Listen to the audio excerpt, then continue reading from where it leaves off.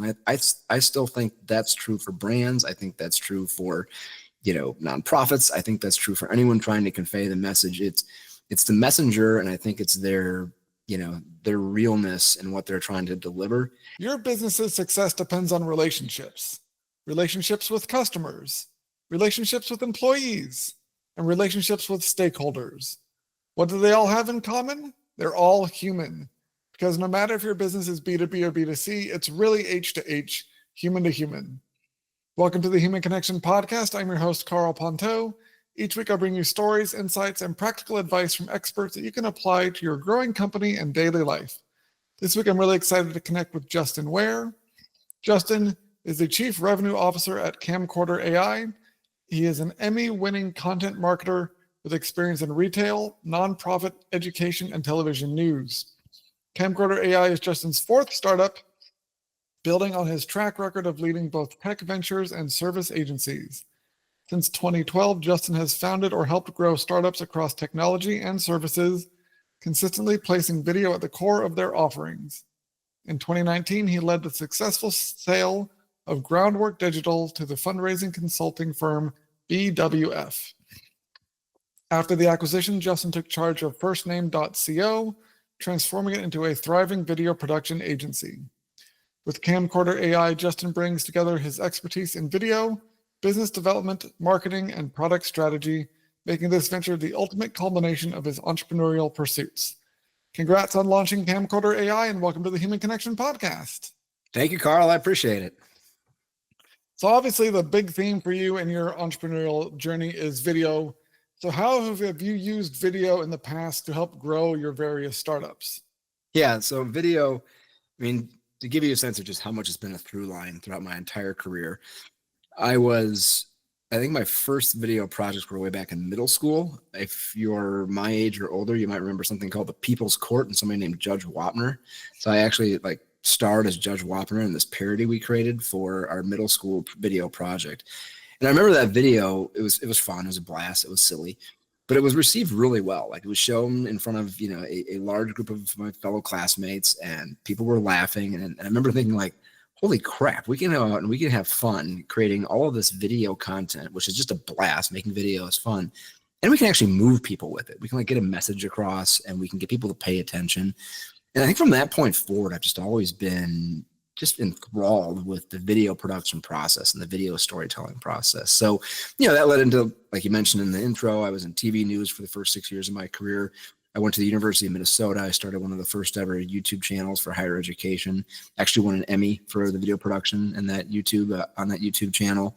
Went into nonprofit, went into agency work, and throughout the whole thing, video has always been one of two things. Either the way I've been able to market what I'm doing, right? Being able to create video because I have the video background. So it's very easy for me to be able to spin up quick, really authentic video content, or helping clients, helping customers, helping agencies, nonprofits, higher education institutions really understand how they can scale their video production. How can they create a lot more video content?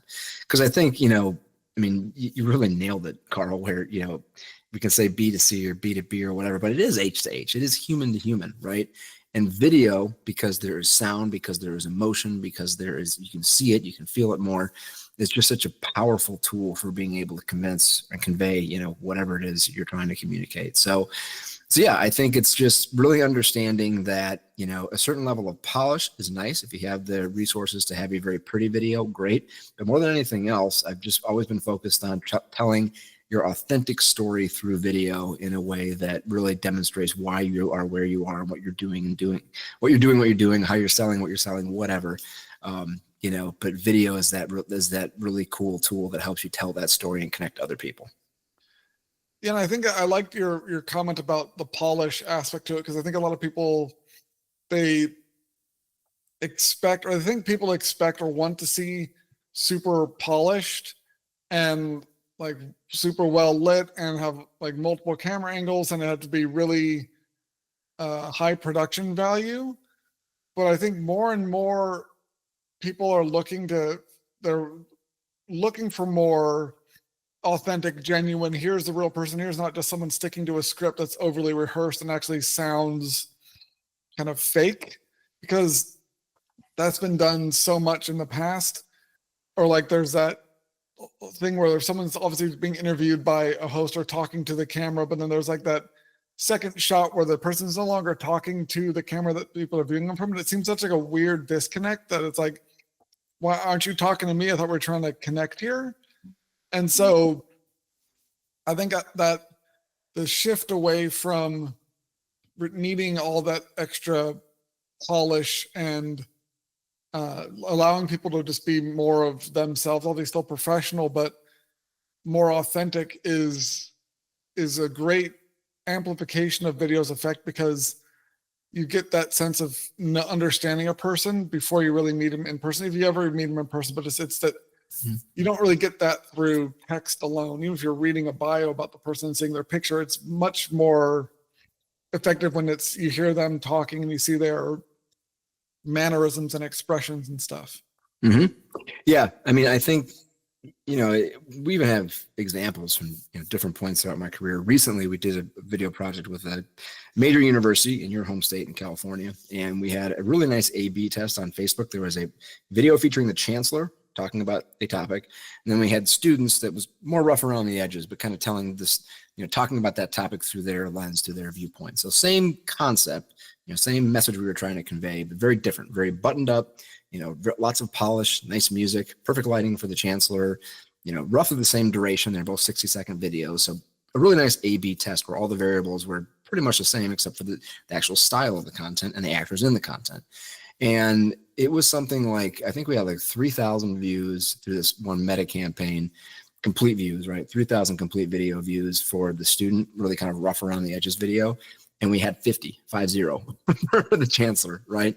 So we're talking about literally a 50x increase in the number of people who said, I'm going to watch this to completion. Same message, same thing we're trying to deliver, same call to action. But again, just that more human, more authentic, more direct, more vulnerable, visceral, whatever word you want to use, message coming from the students really works. And I still think that's true for brands. I think that's true for, nonprofits. I think that's true for anyone trying to convey the message. It's the messenger, and I think it's their realness and what they're trying to deliver, as long as you can see it and hear it. I mean, there's certain levels of quality that have to be present, right? If you can't understand what's happening in a video, you can't see it, that's different. But yeah, so many resources are put into something looking pretty, when in fact it's the message and the messenger that probably matters most. Yeah, it's an amazing difference between the two videos. And imagine if you took a transcript of what even like what the students were saying and asked people to read it. No one would read that because it'd just be too much text, and that format wouldn't nearly be as appealing. But the video version, when people see someone who's like them and has and talking about something that they care about, that makes it a lot more appealing than the overly polished version, especially more appealing than, here, read this for however long it takes you to read it. And yeah, it's amazing how people get hung up with so much of there's a stigma around, oh my gosh, I'm gonna be on camera and I have to be perfect and I have to be like, I can't make any mistakes. But it's those kind of the unpolished moments and the mistakes that humanize you, and people want to feel something in common with you. And so it takes so much, like, to be vulnerable and put yourself out there, and especially on video, where once it's online, it's out there forever. It can be really scary, but the impact it has when it's done well and done the right way on the sort of brand connections and the overall impact on marketing and sales it has is really profound. And I think when other people see, or people see other people do it, they go, well, that's great. But when you think, oh, should I do it myself? They're like, oh my gosh, they come up with all these excuses. But it works really well. How do you help people kind of get over that hump of, oh yeah, this is great. Oh, there's no way we could do it ourselves. It's like, but huh? Yeah, I mean, because you're talking about, decades of hardwired marketing talk and thinking that says you need to put your brand should always be flawless. It should be perfect. It should be it should never different. You should always be the exact same hex colors have to be there. And look, I mean, brand consistency matters a lot. So I don't want to suggest that it doesn't, but I think that thinking kind of moves over into the video storytelling realm as well. And I think a lot of people have a hard time letting go and saying, despite all the evidence, and we all know how effective evidence can be at swaying people when they're set in their ways. But despite all the evidence, I think there's just a lot of hardwiring where people say, okay, I can't not have this look as perfect as possible. So I think that the key there is when you're trying to sell the more authentic approaches, first of all, just try to get people to experiment, to test, right? I mean, if you really are a marketer, then you should always be willing to test your hypothesis against something else and do like what we did with that A/B test with that university chancellor and the student video. Because, one of two things: either the evidence is going to be strong in favor of what you're suggesting, or it's not, and then you should take your own medicine and adjust, right? Do what the evidence tells you. So stack up the evidence, whether it's case studies or anecdotes or what have you, put that into a neat package and help people understand that they're going to accomplish their goals more quickly and more effectively if they use the right kind of marketing. And if all the evidence is suggesting that authentic, real storytelling, even if it has a little bit of roughness around the edges, is going to work better for them, hopefully they'll see that and see those examples, and then they'll follow suit and follow that approach. Yeah, it's interesting how when someone's trying to make a change to themselves, there's a lot of, we get in our own way a lot with our own kind of mannerisms and behaviors. So what would you say is like one of some of your favorite projects you work on, because you've obviously done a lot of different videos, a lot of different companies and industries. What was one where it was really fun to work on and really impactful? What's kind of like a highlight over the course of your career? Well, a lot of my work, especially in the higher ed space, was around online giving days. And those were so much fun because an online giving day at a university is like this, limited time event. Maybe it's 24, 36, 48 hours, something like that. And you're trying to get as many people to give to the institution, whatever dollar amount they can. So, video is central to that. We would do things like, Facebook Lives, and we would have our ad campaigns powered by authentic student video. And so, first of all, there's just a ton of storytelling required to actually reach people and inspire them to make a gift. And it's really hard for me to pick a favorite. I mean, my alma mater is University of Minnesota. I've been involved in plenty of their events. I've had a lot of fun at places from Santa Barbara to Washington State University and Pullman to George Washington University and Washington, D.C. So I can't really pick one event, but it's those events, because video was so central and still is so central to how we communicated those events. Very high up there on the list of, most fun I've had throughout my career. And then there's other times in TV news. I mean, covering wildfires in Montana was a blast. Interviewing presidential candidates in a battleground state like Wisconsin was a lot of fun. But I think if I had to really pick it, it's that it was those online giving days that I was a part of for so long, because building the strategy around that authentic video and then seeing the real impact, it was so measurable, right? Because people made their gifts and that's the conversion. And, we usually got thousands of gifts per day and raised a few $1 million in a 24-hour period. So it was a combination of a lot of fun working with students who bring tremendous energy, authentic storytelling, and then in very real time, seeing those results take place. Yeah, I imagine it does make it easier when the people are excited to be on camera. Well, I bet you've also worked with some people that are really nervous being on camera, and there's probably a lot of people that are like leaders for their business, like a founder, and they know they should be making videos because they're like the visionary for the company, but they're just not super comfortable being on camera. What are some suggestions you have for people to help them kind of get out of their shell and feel more relaxed and authentic on camera? That is it's a difficult one to say. Like, what are the actual hard skills versus the soft skills involved? Because I've worked with some people who they're just good at making people feel comfortable and talking about themselves, right? And I think it's, if you go in there and you're rigid, like if you're the video team, right, and you're maybe your producer and you're rigid and you're trying to get that perfect soundbite, like again, if you're not really leaning into the authentic piece of it, I think that's probably going to be more difficult. But I think if you go in there, I'm kind of hearkening back to my media training days when I did that for a period of time. I think if you go in and you sit down and you really make it a conversation, right? You just let the camera roll and you have them talk about themselves, talk about their hobbies, their kids, their, what they're excited about at work this week, what didn't go so well at work this week. Just get into the flow of a conversation and not worry about getting that perfect soundbite, because there are trained actors, and probably only trained actors, who can consistently just give you a perfect soundbite, right? And if you try to get a CEO or a director or anyone, VP, what have you, to give you that perfect soundbite, at best, it will be coherent and sound very fake and very forced, right? That'll be at best. But if you actually get them just talking about what they're doing and talking about their experience and what makes them excited, they will naturally get excited, and then the barriers will start to come down, and then you can take pieces of that conversation and stitch it together in a more meaningful way. So I guess to put it into like one quick soundbite, I would really avoid trying to force a soundbite, and instead just get people talking and talking about their experience and what makes them excited, and then stitch something together from that. Okay, that was a great little soundbite. Can we retake that? We're going to do it a couple more times. Make sure you get the verbiage right. That's right. Yeah, exactly. Yeah. Look directly at the camera.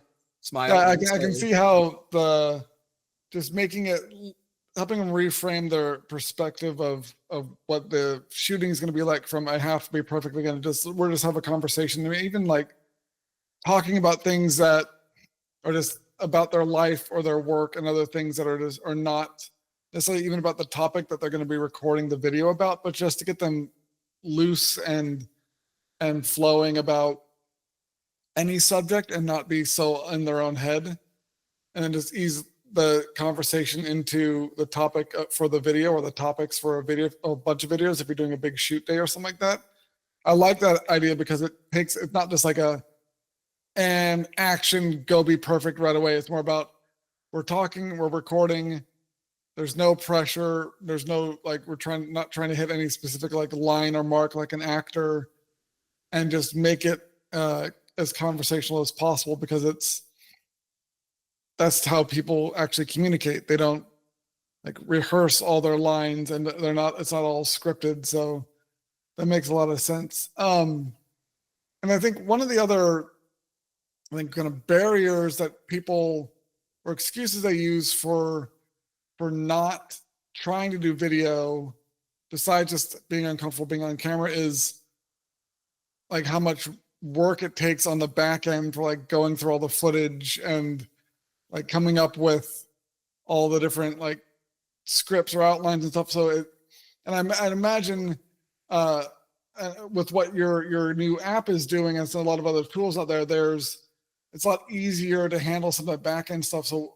as we're kind of wrapping up the episode, or tell us a little bit more about what you're working on with Camcorder.ai, because I think it's really cool how it's helping take some of the workload away from companies that are thinking we want to do video, but we can't hire like a whole production team to do it. How does that work? Yeah. So thank you. And I apologize. My dog is losing his mind in the background. Can you hear that? A little bit. It's fine. Okay. Yeah. So my apologies for that. Yeah.